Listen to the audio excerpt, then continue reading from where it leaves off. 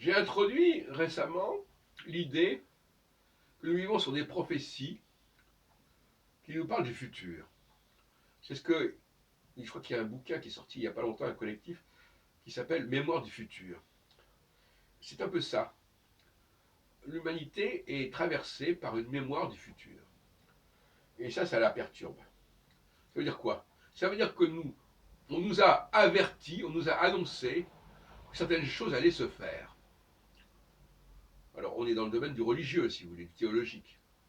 Il y a eu quelque chose de cet ordre-là. Non pas des choses qui ont lieu, mais qui vont avoir lieu.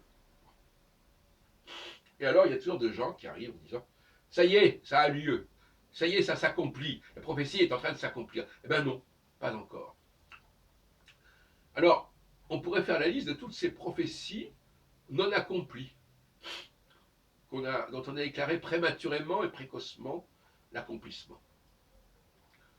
Et quand on prétend qu'une prophétie est accomplie alors qu'elle ne l'est pas, il y a des problèmes qui se posent parce que l'on va proposer de la fausse monnaie au lieu de la bonne monnaie. On va prendre des vessies pour des lanternes.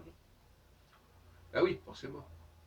Alors on nous dit voilà, c'est accompli, on va avoir la révélation, et puis la montagne à coups d'une souris, on vous sort les 10 commandements qui correspondent à rien du tout, qui sont une sorte de code banal qu'on se retrouve à l'époque. On dit c'est la grande révélation qui descend du ciel, qui est donnée à Moïse, l'étape de la loi, mais l'étape de la loi, si c'est ça l'étape de la loi, non. Donc là, on a exemple d'un accomplissement qui n'a pas eu lieu, ou si on pourrait appeler un accouchement prématuré, si on veut prendre l'image de l'accouchement, de la maïotique, si on peut dire. Et finalement, on pourrait dire ça sur beaucoup de choses. Même l'astrologie elle-même est certainement aussi victime de cela.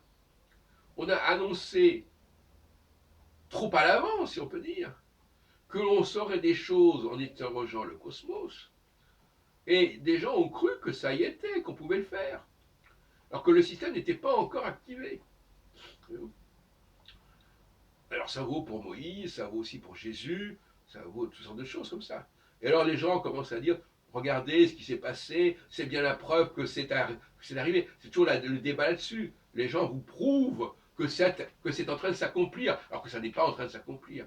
Ils vous racontent n'importe quoi. Ils vous trouvent des éléments, des signes qui prouvent que, etc. Mais ce n'est jamais ça. Et alors, on en arrive à cette idée paradoxale, c'est que, alors qu'on pourrait croire que comme je l'ai dit dans certains textes, que la subconscience précède la surconscience, eh bien, en réalité, dans bien des cas, c'est la surconscience qui précède la subconscience. C'est ça qui est assez curieux. C'est-à-dire que l'annonce de quelque chose qui n'est pas encore arrivé, qui n'est pas encore advenu. On pourrait croire inversement que non, ben d'accord, les choses sont advenues et on n'en a pas pris conscience. Eh bien non, il y a des choses dont on nous dit de prendre conscience, alors qu'elles n'ont pas encore, elles ne sont pas encore réalisées, elles ne sont pas encore accomplies. Alors c'est un peu compliqué sur le plan épistémologique de comprendre cette inversion des choses.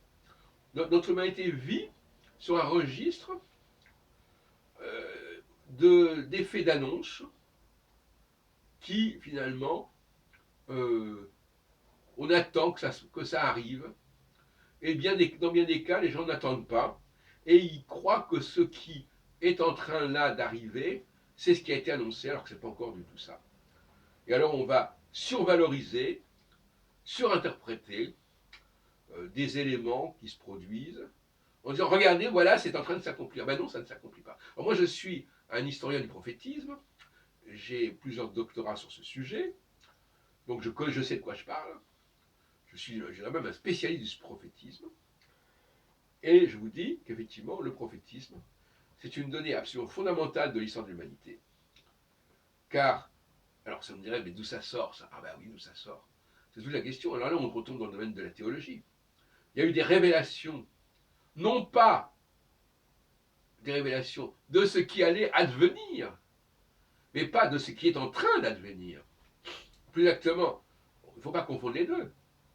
Quand Jérémie annonce au chapitre 31, ça s'appelle comme ça maintenant, qu'il y aura telle et telle chose qui va se produire, il ne dit pas quand ça va se produire, il dit ça va se produire à Khalit Hayamim, dans les jours qui viendront, etc., plus tard, à la fin des temps, enfin, peu importe. Voilà. Bon.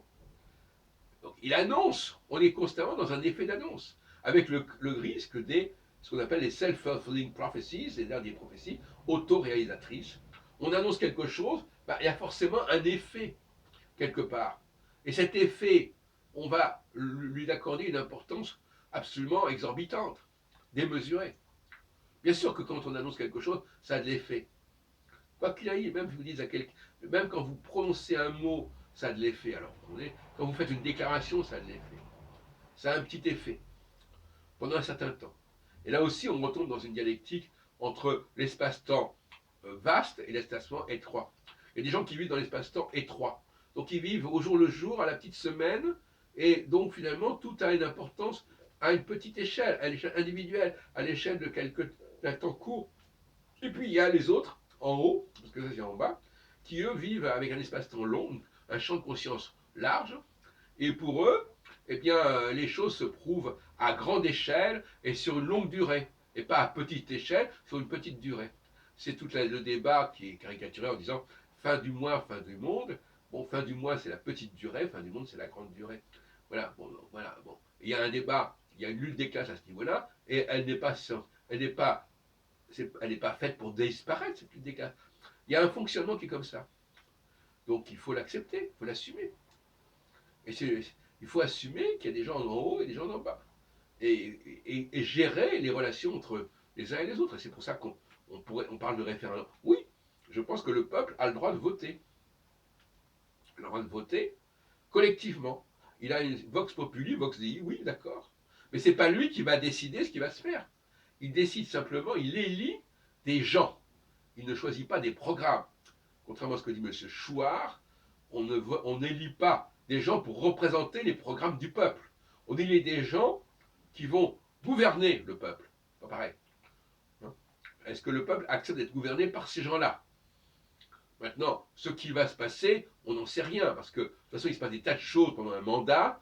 Hein, on a vu avec Sarkozy, il y a la crise des subprimes qui tombait dessus, il y a eu la crise ukrainienne, etc. Donc, on ne sait jamais ce qui va se passer, mais on désigne des gens qui sont capables, ou qu'on croit capables de pouvoir gouverner correctement et de trouver des solutions et des parades, quoi qu'il arrive. Bon, voilà. De la même façon que les impôts, ils sont collectifs. On demande aux gens, comme pour le vote, on demande de mettre un bulletin dans l'urne, et ben, on demande à faire un chèque, voilà, voilà. Et c'est la somme de ces petits gestes qui compte. Hein. Donc c'est pas le peuple.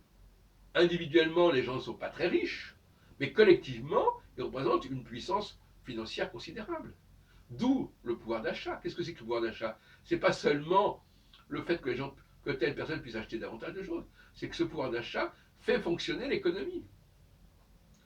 Et que même si chacun n'achète qu'une bricole, l'ensemble est considérable. Voilà. C'est pour ça que les gens d'en bas, ils sont importants par leur vote au niveau des choix des personnalités politiques censées gouverner, et ils sont importantes aussi, on dit souvent voter avec les pieds, je ne sais pas si c'est ça que ça veut dire, enfin, parce qu'ils consomment. Et en consommant, ben, ils choisissent aussi, ils font marcher l'économie. Et en consommant, il y a la TVA, il y a les impôts indirects qui sont perçus, sans parler d'impôts directs. Voilà. Donc, mais, encore une fois, les gens d'en bas, ils n'existent que collectivement. Vous prenez un individu en particulier, ça ne veut rien dire. Un vote, un vote, ça ne veut rien dire. Un achat, ça ne veut rien dire. Mais des millions de votes et des millions d'achats, ça veut dire quelque chose. Il faut que les gens comprennent quelle est leur force et quelles sont leurs limites, dans les deux sens, et à tous les niveaux.